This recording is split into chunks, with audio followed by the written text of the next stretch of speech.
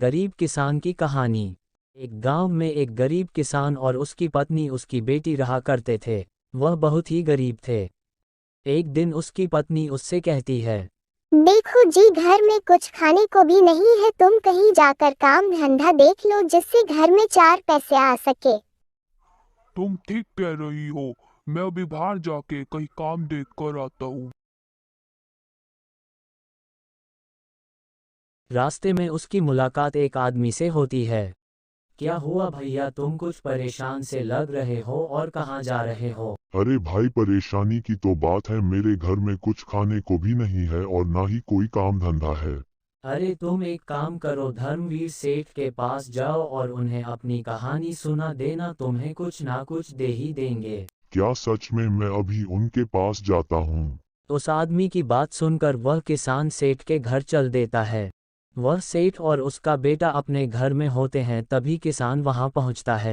राम राम सेठ जी। राम राम। अरे भाई, कौन हो तुम? मैं तो तुम्हें नहीं जानता। सेठ जी, मुझे कल्लू ने भेजा है। मैं बहुत गरीब किसान हूँ, मेरे घर में कुछ खाने को भी नहीं है। तुमने यहाँ खिलाती खाना समझ रखा है क्या? आ जाते हैं, मुंह उठा उठा करके चले जाओ यहाँ से। रुको बेटा, ये यहाँ खुद नहीं आया, इसको इसकी मजबूरी लेकर आई है। अरे पापा, मैं जानता हूँ ऐसे लोगों को ये पैसों के लिए कुछ भी कर सकते हैं। अरे भाई, तू ये बता तेरी क्या परेशानी है और मैं तेरी किस प्रकार सहायता कर सकता हूँ? सेठ जी, अगर आप मेहरबानी कर मुझे कोई नौकरी दे दे तो मेरे परिवार का पेट पल जाएगा। मैं बहुत उम्मीद लेकर तुम्हारे पास आया हूँ। सेठ जी, मेरी प्लीज सहायता कीजिए। पापा, आप इतनी देर से इसकी बकवास सुन रहे हो, भाग आइए इसको यहाँ से।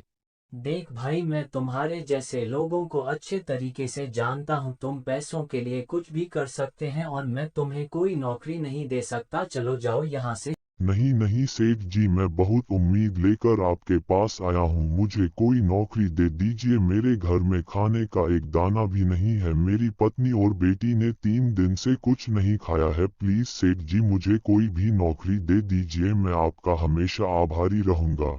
फिर किसान दुखी होकर सेठ के घर से चला जाता है। मम्मी पापा ने इतनी देर क्यों लगा दी? बेटा, तेरे पापा काम ढूंढने गए हैं, काम ढूंढ कर आ जाएंगे। तुम चिंता मत करो, पापा आते ही होंगे। मम्मी देखो, पापा आ गए।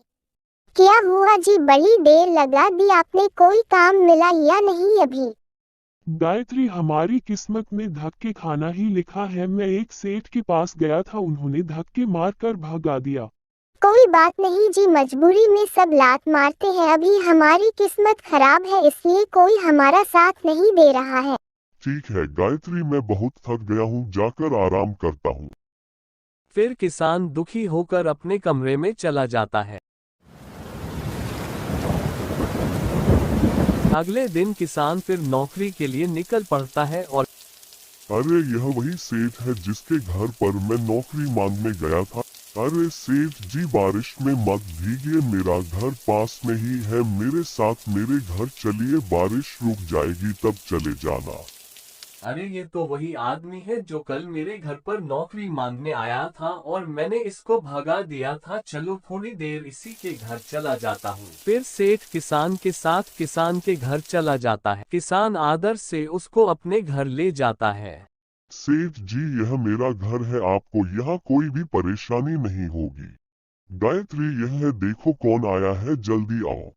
तभी उसकी पत्नी और उसकी बेटी वहाँ आते हैं और बेटी पूछती है, क्या हुआ पापा, और यह अंकल जी कौन है तुम्हारे साथ? बेटा, यह वही अंकल है जिसके घर कल मैं नौकरी मांगने गया था। यह बाहर बारिश में भीग रहे थे। नमस्ते अंकल जी। नमस्ते बेटा, नमस्ते। आप लोग बैठिए, मैं चाय बना कर लाती हूँ।